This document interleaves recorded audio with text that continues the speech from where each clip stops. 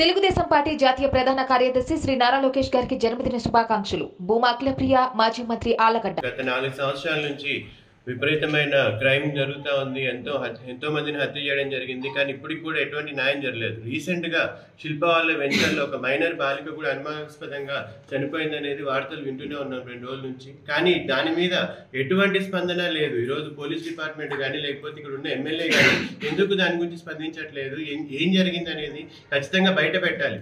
ఈరోజు కొంతమంది మాట్లాడడం మీడియాలో కానీ అంతా జరిగింది. ఆ అమ్మాయిని రేప్ చేసి చంపారు అని చెప్పేసి ఒక అనుమానం వ్యక్తం చేస్తున్నారు. కానీ దాని మీద ఇప్పటివరకు డిపార్ట్మెంట్ వాళ్ళు ఎందుకు స్పందించడం లేదు? అంటే ఎవరిని ప్రొటెక్ట్ చేయడానికి దాని గురించి మాట్లాడుతున్నారు కూడా. ఈరోజు పోలీసు వారు అందరూ కూడా దానికి సమాధానం చెప్పాలి. ఈరోజు లోకల్గా ఎమ్మెల్యే కూడా దాని మీద స్పందించి ఆ బాధిత కుటుంబాలకి న్యాయం జరిగే విధంగా ఈరోజు ఎవరైతే బాధ్యులు ఉంటే వాళ్ళని ఖచ్చితంగా శిక్షించాలనేది కూడా ఈరోజు డిమాండ్ చేస్తున్నాం.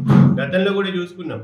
వీళ్ళే ఈరోజు శిల్పా కుటుంబం ఈరోజు క్రైమ్ని ప్రోత్సహిస్తుందనే దానికి ఉదాహరణలు కూడా ఉన్నాయి. గతంలో కూడా సురేంద్ర గారిని కానిస్టేబుల్ని హత్య చేస్తే ఇప్పటి వరకు కూడా మొదటి ముద్దాయిని ఇంకా పట్టుకోలేదు. వాళ్ళు ఇంకా కొంతమందిని అరెస్ట్ చేసిన వాళ్ళు ఇప్పటికీ బయటకు వచ్చి ఓపెన్గా తిరుగుతూ ఉన్నారు.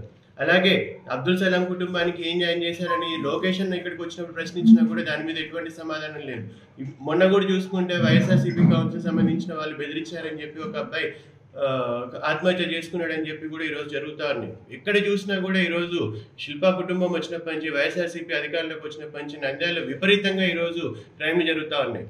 అలాగే మొన్న 4 సంవత్సరాల నుంచి అభివృద్ధి మీద చర్చకి రావాల్సిందిగా శిల్పా రవి గారిని డిమాండ్ చేస్తుంటే మొన్న ఆయన స్పందించడం జరిగినట్టుంది. చర్చకు సిద్ధమని రమ్మనండి, ఎప్పుడు వస్తాడో చర్చకి. దాని మీద తెలుగుదేశం పార్టీ తరఫున మేమేం డెవలప్మెంట్ చేశాము, మీరేం చేశారనే దానికి ఈరోజు చర్చకి సిద్ధంగా ఉన్నాము. ఏదో డేట్ చెప్తే ఖచ్చితంగా మేమందరం కూడా వచ్చి దానికి చర్చలో పాల్గొంటామని కూడా ఈ సందర్భంగా తెలియజేస్తున్నాను. మీడియా ముఖంగా వాళ్ళకి తెలియాల్సిందిగా కోరుతున్నాను. మరిన్ని వీడియోస్ కోసం ఛానల్ ని సబ్స్క్రైబ్ చేయండి. లేటెస్ట్ అప్డేట్స్ కోసం వాట్సాప్ ఛానల్ ని ఫాలో చేయండి.